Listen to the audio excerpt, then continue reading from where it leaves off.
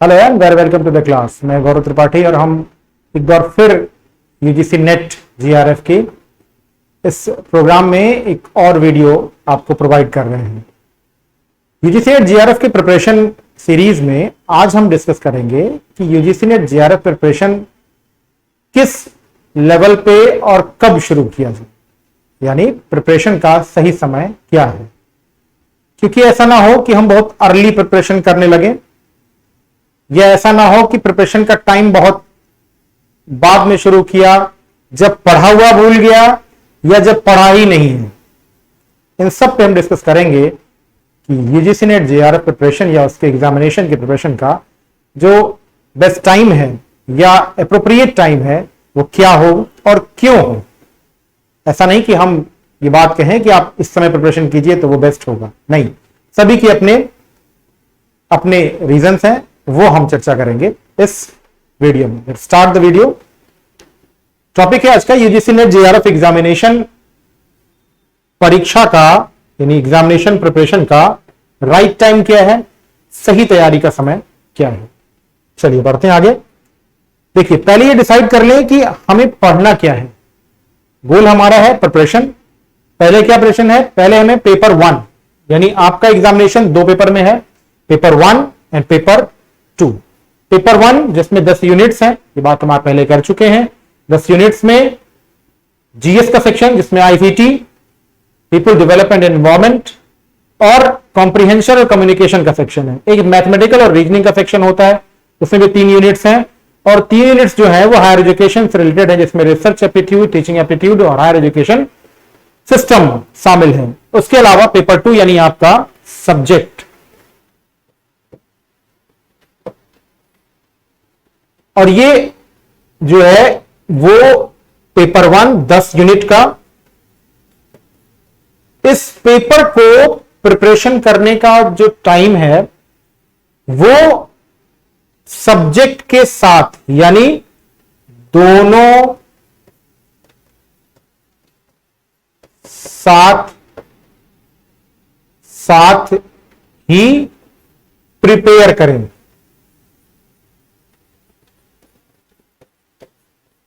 क्या है? दोनों साथ साथ ही प्रिपेयर करना है। ऐसा नहीं है कि आप साथ साथ प्रिपेयर ना करें कि इसको पहले कर लें इसको बाद में, नहीं, दोनों साथ साथ ही प्रिपेयर करने हैं। ये एक ज्यादा फ्रूटफुल स्टेप होता है, राइट। दूसरा, अब आता है कि तैयारी का सही समय। जब हमने ये बात कर ली कि पेपर 1 के यूनिट सभी और लगभग 10 यूनिट आपके ऑप्शनल पेपर में भी होते हैं, उन दोनों को एक साथ साथ प्रिपेयर करें, तो अब ये प्रिपरेशन हम कब शुरू करें इस पे भी चर्चा कर लेते हैं। हमने देखिए 3 टाइम आपके लिए डिसाइड किए हैं, एक ग्रेजुएशन के साथ, एक पोस्ट ग्रेजुएशन के साथ और दूसरा पोस्ट ग्रेजुएशन के बाद। क्योंकि एलिजिबिलिटी आप जानते हैं कि पोस्ट ग्रेजुएशन के लास्ट ईयर में आप अपीयर होना जरूरी है, या जब रिजल्ट आए तो 2 वर्ष के भीतर आपको यूजीसी नेट क्लियर या जीआरएफ कर लेना है। ग्रेजुएशन के साथ देखिए यहां पे 3 सब्जेक्ट होते हैं आपके और लास्ट ईयर में 2 सब्जेक्ट। अब इस दौरान आप पहले तो यही क्लियर नहीं होते हैं कि हमें किस सब्जेक्ट से पीजी करना होगा। आप लास्ट ईयर में जाके कंफर्म होते हैं कि हमें किस सब्जेक्ट से पीजी करना होगा। तो ऐसी मेरी सलाह है कि आप ग्रेजुएशन के दौरान तीनों ही सब्जेक्ट्स को पूरी इत्मीनान से और बहुत खुशी से पढ़िए, एंजॉय कीजिए इन तीनों ही सब्जेक्ट्स को पढ़ने का। बहुत ज्यादा डाइवर्सिफाई नॉलेज नहीं आपको लेने की कोशिश करनी है। तीनों ही जो पेपर हैं, जो सब्जेक्ट आपके होंगे, उनकी सभी यूनिट्स में नॉलेज इकट्ठी करने की कोशिश कीजिए। जो सिलेबस ग्रेजुएशन में है उस पर कमांड बनाने की कोशिश कीजिए, उसको एंजॉय करने की कोशिश कीजिए, उसको समझने की कोशिश कीजिए, क्योंकि ये फिर आधार देगा क्या कि आपका पीजी में सब्जेक्ट क्या हो। कई बार ऐसा होता है कि हम सब्जेक्ट में मार्क्स कम पाते हैं जिससे हमें पीजी करना है यूजी के दौरान। ग्रेजुएशन में जो 2 सब्जेक्ट थे उनमें एक में हमारा इंटरेस्ट तीनों साल में ज्यादा जगह, वो हो सकता है इसलिए क्योंकि वो जो सब्जेक्ट हो उसमें मैं कंफर्टेबल हूं, या किसी टीचर के साथ मैं इतना पढ़ पाया उस सब्जेक्ट को जिसकी वजह से मैंने वो सब्जेक्ट अपने लास्ट ईयर में रखा और वो ज्यादा समझ में आया, उसी को मैंने पीजी में रखा। ऐसा हो सकता है कि ग्रेजुएशन के दौरान जिस सब्जेक्ट से आप पीजी कर रहे हैं उसका नंबर दूसरे की अपेक्षा कम हो, लेकिन आपकी समझ जो है वो ज्यादा अच्छी है। इसके अलावा आसपास के कॉलेजों में उस सब्जेक्ट का होना, या जहां तक आप पहुंच सकते हैं वहां वो सब्जेक्ट है या नहीं है, ये कई चीजें डिपेंड करती हैं कि आप पीजी किस सब्जेक्ट से करेंगे, जिसमें इंटरेस्ट सबसे ज्यादा होता है। दूसरा प्लेस कि आसपास के सब कॉलेजों में वो सब्जेक्ट है या नहीं, या आपकी पहुंच में है या नहीं। क्लियर? फिलहाल तो graduation is not the right time according to me and my experience is that graduation is the not right time। ये right time नहीं है। जो यूपीएससी का एस्पिरेंट है वो उसके लिए ग्रेजुएशन बेस्ट टाइम होता है, राइट। लेकिन जिनको यूजीसी की तरफ कदम बढ़ाना है वो कोशिश करें अपने सब्जेक्ट कॉम्बिनेशन को ध्यान रखें और तीनों ही सब्जेक्ट को अच्छे से पढ़ें। जो दो अच्छे लगे उनको लास्ट ईयर में रखें और उन दोनों में जो बेस्ट हो, जो ज्यादा जिसमें कंफर्टेबल आप फील किए हो, नंबर बहुत इंपॉर्टेंट नहीं होता है, जिसमें ज्यादा आप कंफर्टेबल हो गए हो, जिसमें ज्यादा समझ में आया हो, उससे आप क्या करें, पीजी करें। That clear? अब दो टाइम आपका हो गया, एक हमने क्या किया, एग्जेम्प्ट कर दिया। अब दो बचा, पोस्ट ग्रेजुएशन के साथ और पोस्ट ग्रेजुएशन के बाद। देखिए दोनों के ही अपने अपने एक एडवांटेजेस हैं। जैसा पीजी के साथ मतलब 2 ईयर टाइम, आपको टाइम कितना मिला, 2 वर्ष का समय मिला। दूसरा along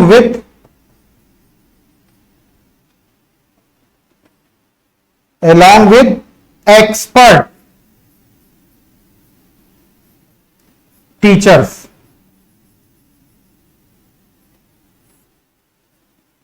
तो आपको पता है जब आप पीजी में पढ़ रहे थे या पढ़ रहे हैं तो हर एक पेपर के लिए अलग टीचर है, मतलब वो उस पेपर में एक्सपर्ट है। तो पहला एडवांटेज क्या है पीजी के साथ प्रिपरेशन शुरू करने में कि 2 वर्ष आपको मिलेंगे, 10 पेपर होंगे और वो 10 पेपर लगभग 70 to 80% कोर्स, कितना कोर्स, 70 से 80% कोर्स वो पीजी की जो 10 पेपर आप पढ़ते हैं उसमें क्लियर हो जाता है। तो क्लियर, 70 to 80%। बात समझ में आया? 70 to 80%। अब दूसरा कि वो 2 वर्ष आप 5 से 4 या 5 टीचर के साथ रहते हैं जो एक्सपीरियंस्ड होते हैं और ज्यादा एक्सपर्ट होते हैं अपने अपने पेपर में, तो आप उनसे ज्यादा सीख सकते हैं। तो एक अच्छा समय, या ये मैं कहूंगा one of the best time, या बेस्ट टाइम भी कह दूं तो गलत नहीं है। बेस्ट टाइम, सबसे अच्छा समय कौन सा है? सबसे अच्छा समय है जब आप पीजी कर रहे हैं। तो पीजी के दौरान ही आप किसी एक्सपर्ट के साथ जुड़ जाएं, उस 2 वर्ष उसके साथ रहें या 1.5 वर्ष रहें, 101% आप परीक्षा पास कर लेंगे।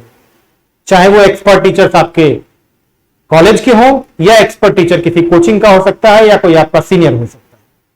Is that clear? दूसरा, पीजी के बाद, अब देखिए पीजी के बाद एडवांटेज क्या होता है।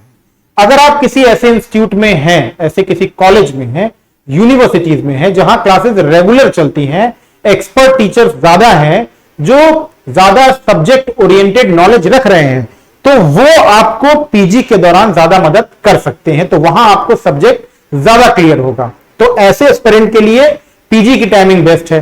लेकिन अगर वो कॉलेज में नंबर ऑफ टीचर्स कम है, 1-2 टीचर ही सारे पेपर पढ़ा रहे हैं, तो वहां पे आपको एक्सपर्ट का सानिध्य सभी पेपर्स में नहीं मिल पाता है, जिसकी वजह से आपको पीजी के दौरान या तो आप किसी इंस्टीट्यूट से जुड़ें या किसी सीनियर जो ये रिजल्ट पास कर चुका हो या प्रिपरेशन कर रहा हो, आप उससे भी सलाह ले सकते हैं, उससे भी गाइडेंस में जुड़ सकते हैं।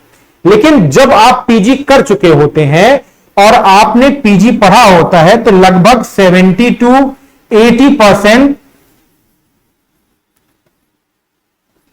कोर्स ऑफ नेट JRF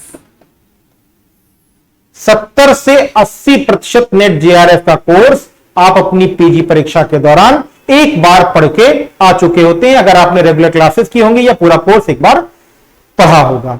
अब यहां पर एडवांटेज क्या है, डिसएडवांटेज क्या है? यहां पर एडवांटेज ये है, अगर आपने पीजी बहुत अच्छे से नहीं पढ़ा तो आपको सेल्फ स्टडी करने की कोशिश ज्यादा प्रभावशाली ढंग से करनी होगी, या आप किसी इंस्टीट्यूट या किसी टीचर्स के संपर्क में आकर ये प्रिपरेशन कर सकते हैं। तो यहां पर डिसएडवांटेज क्या है कि आपके पास सिर्फ या आपका कोई सीनियर या कोई टीचर ही आपको मदद कर पाएगा जो आप जिससे आप कनेक्टेड हो, या फिर आपको किसी कोचिंग इंस्टीट्यूट का गाइडेंस लेने की जरूरत पड़ेगी।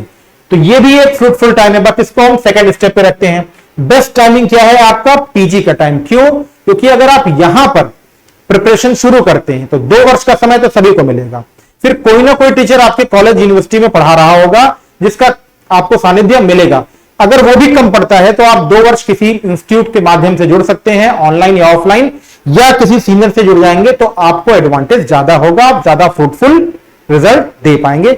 यहां पर कॉलेज या यूनिवर्सिटी वाले टीचर्स आपके साथ नहीं रहेंगे, ये एक प्रॉब्लम होती है। लेकिन फिर एक एडवांटेज ये हो जाता है कि आप 70 to 80% कोर्स पहले से पढ़ चुके होते हैं, राइट? तो मॉरल ऑफ द इस क्लास में क्या हुआ कि सबसे अच्छा टाइमिंग होता है कि आप पीजी के साथ अपने प्रिपरेशन स्टार्ट करें, और हो सके तो किसी प्रोफेशनल इंस्टीट्यूट या प्रोफेशनल व्यक्ति से मिले, तो या तो ये परीक्षा पास कर चुका हो हाल फिलहाल में, या हाल फिलहाल में इसलिए कह रहा हूं क्योंकि ये एग्जामिनेशन रैपिडली चेंज होता है, इसका पैटर्न चेंज होता है, क्वेश्चन स्टैंडर्ड चेंज होता है, सिलेबस चेंज होता रहता है।